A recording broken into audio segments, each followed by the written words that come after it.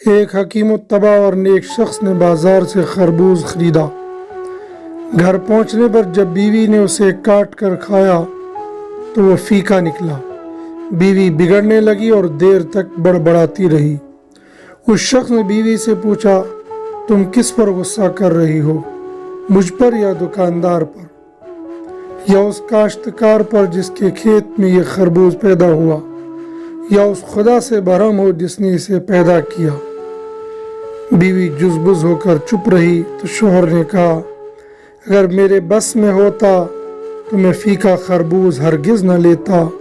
اگر دکاندار کو اس کے پھیکا ہونے کا علم ہوتا تو اسے میرے ہاتھ فروخت نہ کرتا، اور اگر کسان کو اختیار ہوتا تو کبھی بھی پھیکا خربوزہ اگانے پر تیار نہ ہوتا۔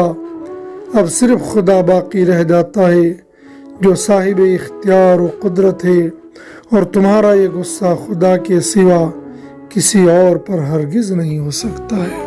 کا خزانہ ہے اسے جو بند کہتے ہیں۔